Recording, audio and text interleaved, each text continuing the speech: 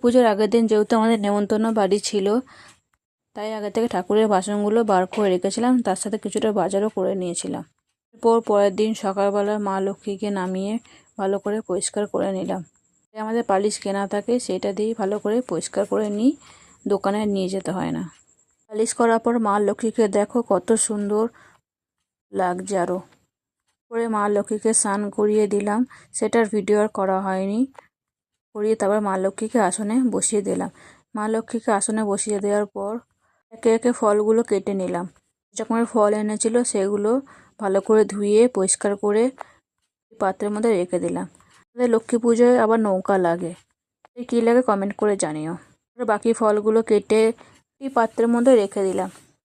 ছেলে বললো, মা আমি লক্ষ্মীকে অঙ্গরাগ করাবো, তারপরে আলামদার এখানটা পরিষ্কার করে নিই, পরিষ্কার করার পর তুই অঙ্গরাগটা করবি মা লক্ষ্মীকে বসে বসে।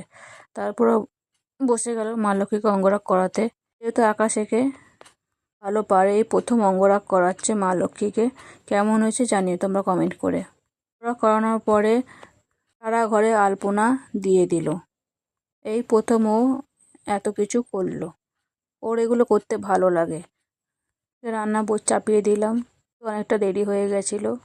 পায়েস একদিকে ভাজা বসিয়ে দিলাম, পায়েসটা তারপরে হয়ে গেল। তারপরে ওদিকে লাইটটা লাগিয়ে দেখে নিচ্ছে যে ঠিকঠাক লাগানো হয়েছে কিনা। লাইটটা লাগানোর পর লক্ষ্মীর সামনে আমার বর খুব সুন্দর করে আলপনা এঁকে দিল। আমার বড়ও খুব সুন্দর করে আলপনা দিতে পারে। আলপনা দিচ্ছে, আমি এদিকে ফুলকপি আলু তরকারি হয়ে গেল।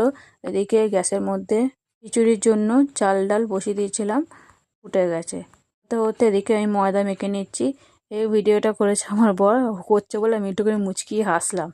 ভিডিওগুলো ছেলেই করেছে। জোগাড় করে ঠাকুরমশাইকে ছেলে আর বাবা মিলে ডেকে নিয়ে আসলো।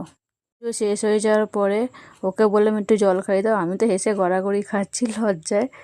বড় বলে, এগুলো তো শিবরাত্রিতে করে, তুমি এখন করছো কেন? দিন নির্জল উপোসের পর সবাইকে প্রসাদ দিয়ে ঘরে বাবা মা এসেছিলো, সবাইকে খাইয়ে ঘরে সবাই লোককে দিয়ে নিজে খেতে বসলাম।